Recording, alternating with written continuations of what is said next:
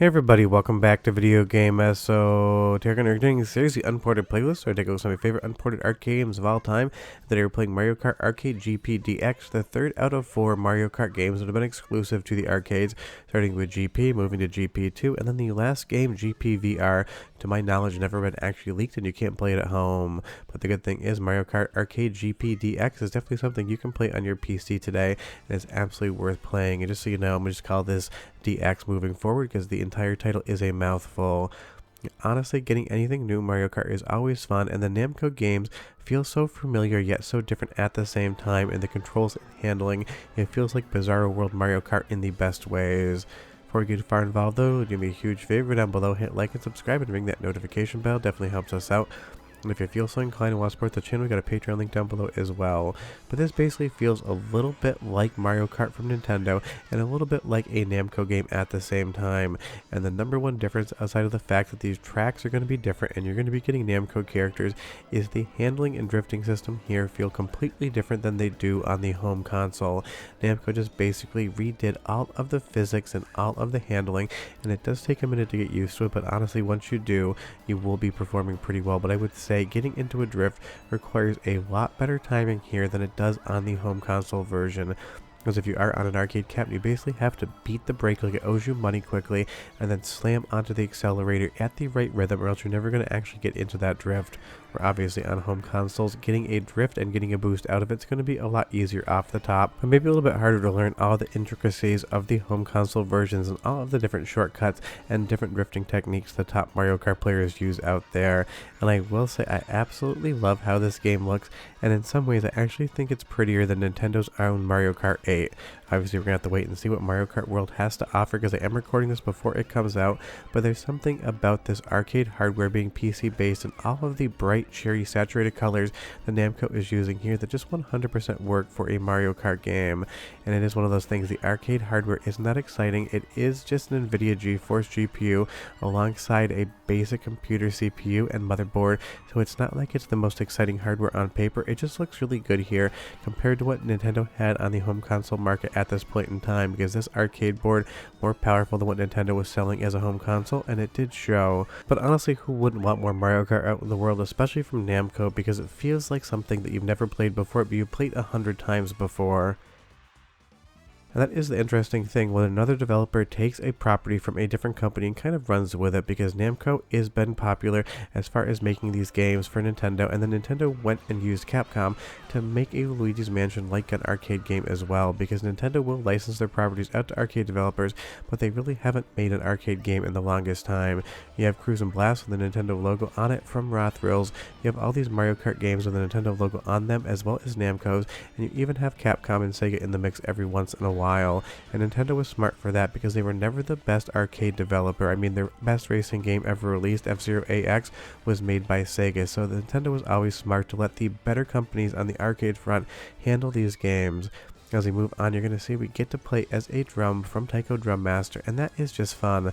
There's so many different power-ups in this game and so many different characters, stuff that you've never seen in a home console Mario Kart before, and it does work. Honestly, just playing as a very happy drum to get first place just is something that is fun, and that is the reality of these games. They aren't as much fun and charming as the home console releases, but just kind of different. And you'll see here, once we do get enough coins, we're going to unlock new carts for the racers. We're going to unlock new power-ups as well, and if you do have it configured via emulation to have the Banana Pass card, you can save your progress and jump back into the game with all of the courses and power-ups unlocked, because you're going to be unlocking basically everything in Mario Kart Arcade GP DX. And moving on to the next course here, my favorite in the game, I just love the absolute neon blast of color you're getting here, and it's got a great soundtrack as well. So go ahead and listen for 45 seconds, but come back because I got more DX courses to show you. But enjoy.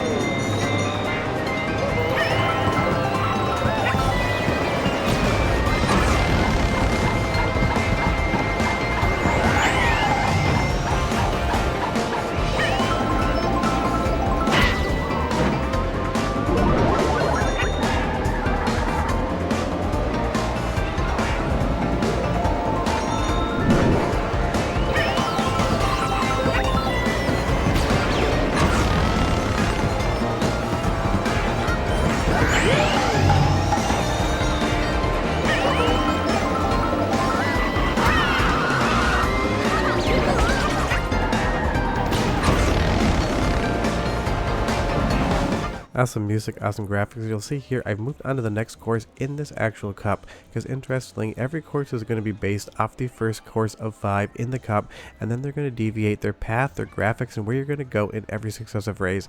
And I kind of really love that. Namco would use one master course and then build off of it. And you'll see here as we jump in, it's gotten bright and even cheerier from that nighttime scape. And we're going to pop back out into areas we've seen before but in different lighting, even going underwater. Now if you had to ask me what the best arcade Mario Kart game is, it's definitely DX in my opinion, but I have never played the VR version of the game. I'm not even sure that actually left Japan. If you've ever played it before, leave me a comment down below and give me some feedback, because I've never talked to anyone I've personally known that did get to play the VR version of the game, and it's one of those things I really hope that ends up out on the internet someday. It would be amazing just to kind of hook up your Oculus Rift or other headset to your PC and be able to play Mario Kart in VR, because it's something I've always wanted to experience but just never got the chance to do. And jumping back to the first course of the nighttime here, coming into the final lap, I've got that first place lockdown, and I will say it is relatively easy to get a first place in the first couple cups, but this game is definitely going to give you enough challenge as well that you're going to really feel like you have to fight for those first. And of course, because it is made by Namco, even though it's licensed by Nintendo, you're going to get stuff like an entire Pac-Man Cup as well, because Namco is going to bring a lot of their characters into the mix. You're going to be able to play as Pac-Man, you're going to have the entire cup. And I really do love that blending of two different companies' history as far as their characters and design are concerned coming together into a singular game. And it will be really interesting to see how Mario Kart World is once that releases. I'm definitely stoked to check it out, because we haven't had a quote-unquote new Mario Kart game for the longest time. And honestly, this video might run after Mario Kart World comes out, so we'll just have to wait and see if we already know how good the game is or not. But if you haven't played this game yet, I can't stress enough just how charming it is. I love the course layout as well. Now, as far as the drifting is concerned, again, you're going to really have to stomp on the brake. I play these with a wheel and pedal set, and I have to basically hit that brake super hard and then immediately snap off of it and hit the gas to be able to get that drift in. And you do have 3 stages of boost, just like you do in the traditional Mario Kart games, and you're going to definitely have to utilize those be able to get the checkered flag. And I love that map you just ran by there in 3D pixel art, and that's something fun in this game that you're definitely going to notice, especially if you've been playing arcade games for a long time. There's so many callbacks to some of Nintendo's most famous properties as well as Namco's, and you just kind of want to look at the edges of the screen to see what's going on with all of the extra detail. But of course, it is a race after all, and you have to pay attention to what's going on in front of you as well. And I will say the new power-ups here are a lot of fun. You're going to lose a couple power-ups that you would see in traditional Mario Kart games, but you're going to get a ton of new ones, so it's going to feel like an expansion on the Mario Kart formula. And hopefully Nintendo has another game in the pipeline with Namco and Mario Kart, because I'd love to see a new arcade game come out in 2025, 2026. That way hopefully we could play it on PC in maybe 2027 or 2028. But here's one more soundtrack sample, both of the announcer as well as the music, so listen, and I'll be right back with just a bit more.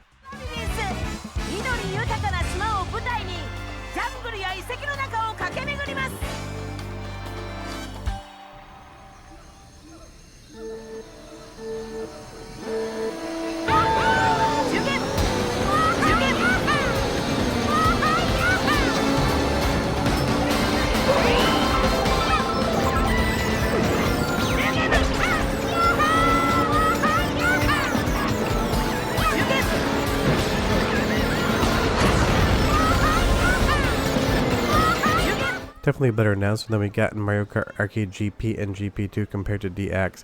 And again, I just love that this game is so damn bright and cheerful, and you get a full 16:9 presentation as well. I love bright poppy colors, I love simple textures, and I love everything that this game does. And you can see that we've definitely upgraded our car, because we're just racing around on a slice of cake here. It doesn't have the same car configuration as the home console games do, but most arcade games don't give you that level of customizations outside stuff like Initial D or Wangan Midnight Tune. But what DX gives you is just a ton of fun, and there's so many courses in this game. There's 8 different cups that are all going to have multiple variations, so you have like 30 to 40 tracks in this game that you can unlock and play through. And if you get really creative, you can network these things up as well and actually play against your friends. But trust me, that is a metric ton of work, and maybe only 1 out of 100 of you would actually be able to do that if you sat down and thought about it, because trust me, it even gives me some hell sometimes. And I love Mario Kart Arcade GPDX. It's got all of the fun of a traditional Mario Kart game, and it feels completely different at the same time. Every single course is charming, the corners are great, the drifting mechanics work once you understand that they are different than traditional Mario Kart, and all of the courses just have so much charm. Bowser's Cup here, flying through the air with all of Bowser's warships just flying around. This is the type of stuff that I wish Nintendo might do a tiny bit more of in their own Mario Kart. Because don't get me wrong, Mario Kart 8 and I'm sure World is going to be absolutely fantastic, but there's something about the arcade aesthetic here that I think hits ever so slightly more. You leave me a comment down below and you tell me what you think. And I love that all of the flying mechanics and even underwater mechanics have come into DX as well. It kind of feels like the best of every single concept that Mario Kart has ever employed, just made by Namco for the arcades, with a completely different set of power-ups, courses, and a different handling characteristic. And if you played a metric ton of Mario Kart before and never played any of the arcade games, be prepared to have to relearn them again, which is going to be fun for a lot of people, I think, because they just control completely different than you are used to. And if you have a wheel and pedal set, it's going to make a lot of difference, but honestly, I played this with an Xbox Series X controller as well, and I had every bit as good of luck getting first place finishes as I did with any other control scheme. As we move into Bowser's Castle here, I just absolutely love all the detail they put in this course. Honestly, DX just makes me happy every time I play it, and that's all you really want out of a Mario Kart game. You're supposed to have fun, you're supposed to play that bump and run racing, and you're supposed to just have a smile on your face the entire time you're doing it. And honestly, I just recently played this in an arcade up in Milwaukee, and there are a decent amount of cabinets out there still as well, but leave me a comment down below and you tell me, have you ever played this version of Mario Kart Arcade, or have you ever played any of the Mario Kart Arcade games? Because I would say GP and GP2 are getting pretty rare these days, but DX is still something you can see a decent amount of times out there in arcades, especially if you go to some of the bigger ones. And obviously you can play this thing on your PC with TechnoParrot, which is exactly how I'm playing it now. And like I like to say in a lot of videos, the only wrong way to play this game is not play it in the first place, especially if you're a Mario Kart fan and you've never played it. It's basically like getting an entirely new Mario Kart game that you didn't know existed, that you can just sit down and enjoy and play. But we're done. Definitely check this one out if you haven't, and I'll see you guys next time. Hope you enjoyed the video. Bye-bye.